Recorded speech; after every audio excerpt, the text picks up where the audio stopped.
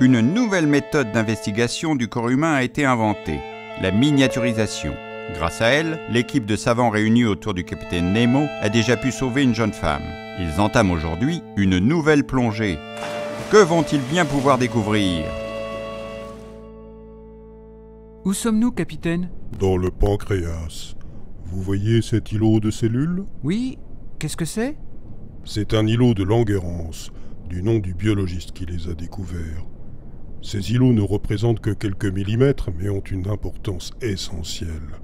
Ces cellules produisent des hormones, comme l'insuline, qui règle le taux de sucre dans le sang. Lorsqu'elles ne fonctionnent pas bien ou qu'elles sont détruites, il n'y a plus de production d'insuline et donc trop de sucre dans le sang. C'est le diabète. Le diabète se manifeste par des urines importantes, une soif continuelle, des problèmes cardiaques, des troubles de la vision, des infections. Mais il existe plusieurs formes de diabète. La première est une destruction des cellules des îlots de Langerhans par le système immunitaire. Cette première forme ne représente que 5 à 10% des diabètes et peut toucher des personnes jeunes. Les malades sont obligés de s'injecter régulièrement de l'insuline pour éviter l'excès de sucre. Mais le plus répandu est le deuxième type de diabète, 85 à 90%, et il progresse rapidement, particulièrement dans les pays en voie de développement.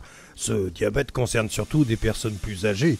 L'insuline n'est plus produite en quantité suffisante, principalement du fait d'une consommation excessive de graisse et de sucre et du manque d'exercice.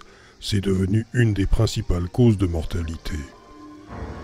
Quel que soit le diabète, un dépistage précoce est toujours utile pour prescrire un traitement ou un régime alimentaire, afin de vivre le mieux possible.